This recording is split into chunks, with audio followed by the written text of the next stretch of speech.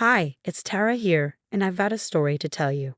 It happened a few months ago, but it's still fresh in my mind. I want to share it to help you understand toxic behavior and when to stand up against it. I'm 32 years old and live with my husband Stephen, who's also 32, and our kitten. Stephen and I have been together since high school.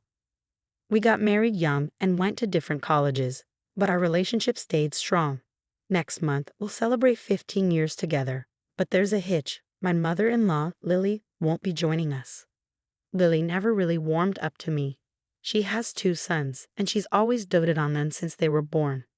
In her eyes, no one is good enough for her boys. When Steve and his older brother C were kids, they enjoyed all the attention from their mom. They loved her a lot and didn't notice how controlling she could be. As they got older, Lily's controlling ways became a problem for her teenage sons. They weren't allowed to date or hang out with girls outside of school. Lily didn't let them have sleepovers with friends and threatened to punish them if they argued. Steve and Sean went to the same high school as me, so I knew them a bit. While Steve kinda agreed with Lily's rules, Sean rebelled. He often got in trouble for sneaking out and hanging out with girls. His mom even came to school once to threaten his girlfriend at the time. What Lily didn't realize was that Sean had grown a backbone and didn't listen to her anymore. He stood up for Jessie, his now wife, when Lily tried to scare her away and insult her. When they turned 18, they started avoiding Lily more and more. Lily wasn't happy about it at all. Stephen also thought Sean went too far. We were still new in our relationship, so I didn't say much to avoid arguments. But then Lily started targeting me. She did everything she could to break us up, even planning an expensive trip to Hawaii during prom week to keep us apart. Stephen did ask her to cancel the trip, but that was the only time he stood up to her. Whenever Lily criticized me and said hurtful things, Stephen didn't defend me. He even started believing her when she said I might cheat on him when we went to different colleges. We ended up taking a short break and Lily took Stephen out to celebrate our breakup. She never thought Stephen would come back to me. She was furious that we got back together. She kept harassing and humiliating me every chance she got. I tried talking to Stephen about it, but it didn't go well. Hey Tara, you know my mom is really disrespectful to me. I've always tried to be nice to her, but all she does is criticize me and call me names. I'm getting fed up with it. Can you talk to her about it? Tara, my mom's still upset about what happened with Sean. She's worried about losing me too. She just wants what's best for me and my future. Try not to take her words too personally. So you're okay with how Lily treats me? Seriously, Steve, remember when she tried to break us up? She only did that because she was worried you might cheat. If you had cheated on me, I would have been really hurt. She was just trying to protect me from getting hurt.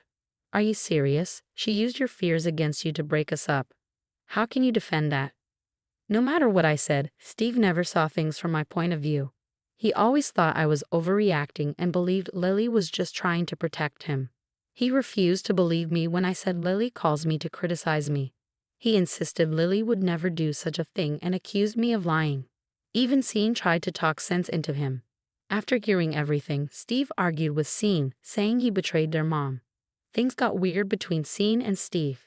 Sean ended up marrying Jessica, the same girl Lily tried to scare off. He invited Steve and me but didn't tell Lily about the wedding. Lily was furious and tried to get Steve to convince Sean to invite her. Steve, always siding with his mom, argued with Sean because of Lily. He almost didn't go to the wedding to support her. I said to him, "Are you really going to skip the wedding to support Lily? Remember what she did to Sean and Jessie in high school? She still complains about Jessie and blames her for taking Sean away. Why should they invite her to their wedding? Look, you don't know everything. It's all a big misunderstanding. Mom was just trying to do what she thought was best for Sean. She can get carried away sometimes, but she's willing to patch things up. We're family and we shouldn't hold grudges. It's their wedding, and they can choose who to invite. It's not our place to make demands. We should respect their decision. I know I can't change much, but that's why I'm not going to the wedding. I want them to realize they're making a mistake. I'll RSVP tomorrow. They'll still have time to reconsider." Stephen, if you skip the wedding, they might cut you out too. They've already done that to Lily. Are you sure you want to risk losing your brother over this? After a lot of arguing, he finally agreed to go to the wedding. I was relieved, hoping things might improve. He saw how happy Sean and Jesse are without Lily's interference. They even moved far away and had the wedding there to keep Lily away. When Stephen showed Lily the pictures, she lost it. She cried on his shoulder and made him stay with her for a month. He even canceled our trip to Colorado to make it up to her. I was really upset by how he handled everything. However, I knew our love ran deep, and breaking up wasn't an option anymore. I just hoped Stephen would see the truth about Lily's awful behavior. Fast forward to 2 years ago, Stephen finally proposed, and I said yes. Lily was upset but pretended to be happy for him. Later, I found out she refused to give him her engagement ring because she thought I was a gold digger and our marriage wouldn't last. I love the ring Stephen picked for me. We're both engineers, so we make good money. He could afford to buy the ring himself. Plus, I'd rather wear something he chose than have Lily's jewelry. Wedding planning was a mess. Lily kept getting involved in everything, from cake tasting to picking a venue.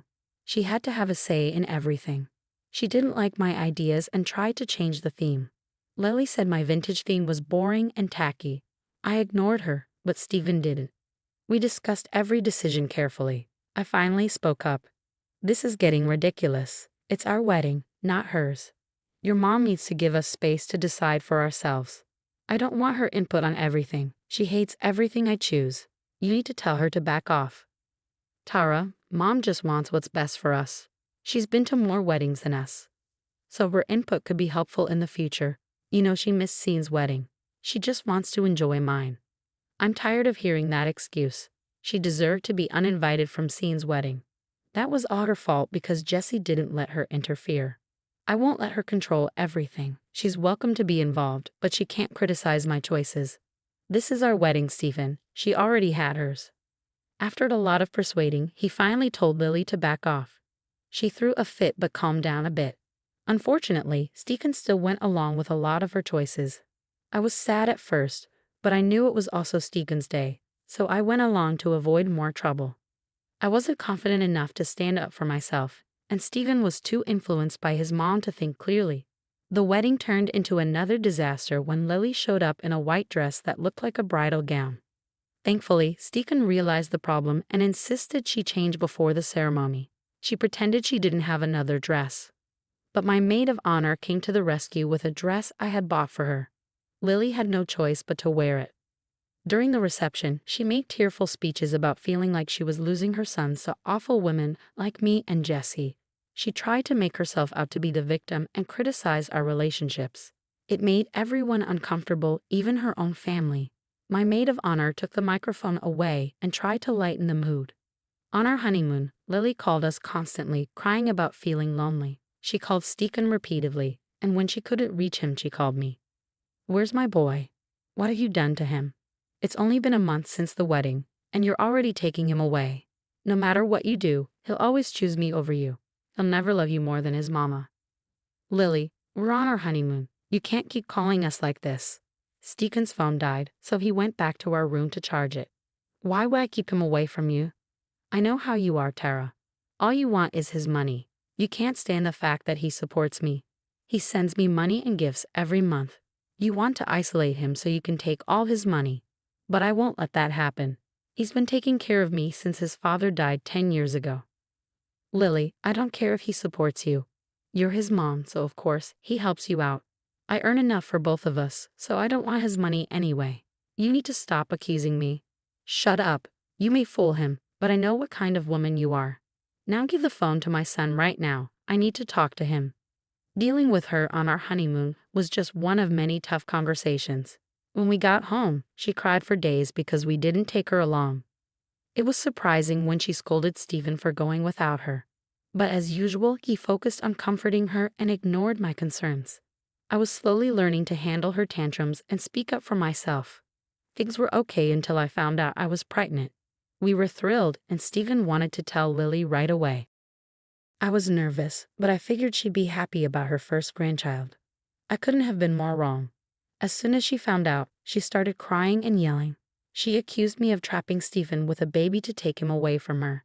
She even claimed I cheated on him and was passing off the baby as his. My husband tried to calm her down, but she wouldn't listen. I was tired of her drama by then. Her tantrums lasted for 2 weeks before she decided to visit us. She came early in the morning and let herself in with a spare key. Lily acted overly happy about the baby and even brought me gifts. Stephen thought she had finally accepted the baby, but I wasn't so sure. That evening, Lily offered to make us tea because it was chilly outside. Stephen was grateful for her kindness and gave me a look like he was saying, "See, I told you she's okay now." I decided to investigate. I excused myself and went to the kitchen to check on Lily. I saw her making tea and adding something from a carton. Both my husband and I are allergic to lactose, so we only use a specific brand of oat milk. The carton Lily used wasn't ours. She used the oat milk for one cup and the other carton for the other. I thought maybe she was just using a different kind of vegan milk for variety. But I was still uneasy when she handed me the suspicious mug. I panicked and switched cups with my husband when they weren't looking. We drank our tea, but Lily just smirked at me the whole time. Luckily, nothing happened that night. But in the early hours of the morning, I heard my husband throwing up in the bathroom. He kept going back and forth, and it woke me up. Eventually, he came out and lay down on the couch, looking like he was in a lot of pain. Lily came out too and looked worried when she saw him suffering. She started crying. That's when I realized she had used cow milk in our tea. I was furious, but first, I had to get Stephen to the hospital. I called 911, and they sent an ambulance. Stephen was in a lot of pain and almost passed out. We got to the hospital, and the doctor said he needed to stay overnight. When the doctor came for a consultation, I made Lily confess to everything in front of Stephen. She was worried about her son, so it wasn't hard to get her to admit it. The doctor shook his head and said Stephen needed to stay in the hospital for a day. Stephen looked troubled, and suddenly he started to see through Lily's actions. He was baffled by what she had done. He asked her, "Mom, you know I'm allergic to milk. Why did you use it? We don't even keep cow milk in our fridge. Why did you bring it here? And Tara doesn't drink cow milk either, you know that." "Stephen, believe me, I didn't mean to hurt you. I don't know how this happened. I know you can't have milk. I'm your mother." "Then why did you put milk in my tea, Mom? What happened?" Lily just kept crying in the corner. That's when I decided to tell him the truth. "I know why Lily brought cow milk into our home. You see, it wasn't meant for you. It was meant for me." "What?" "Tara, you can't have cow milk either. Lily knows that. Why would she bring cow milk for you? I don't understand."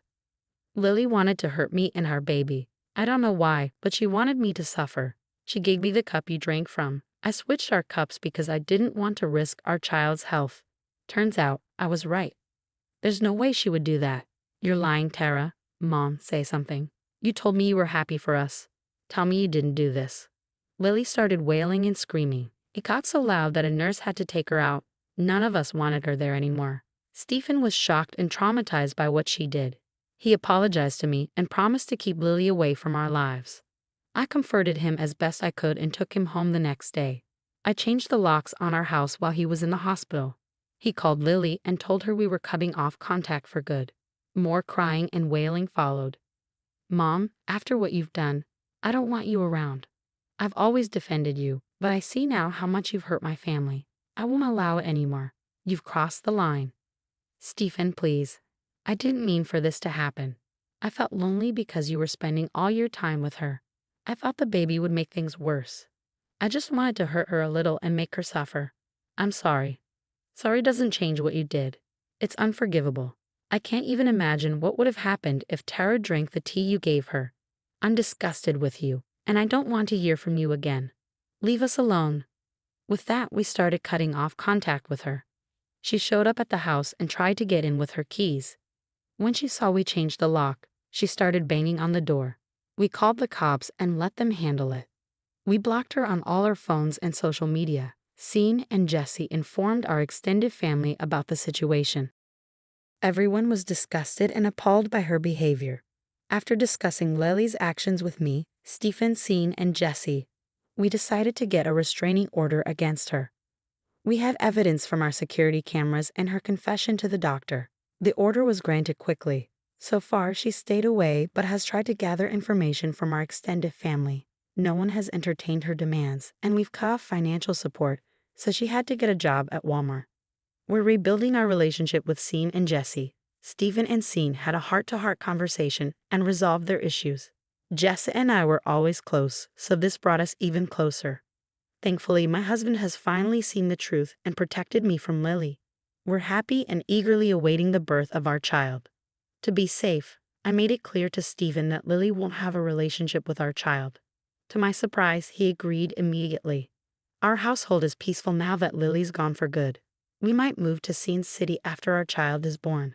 I'm not sure what the future holds, but I know we'll face it together.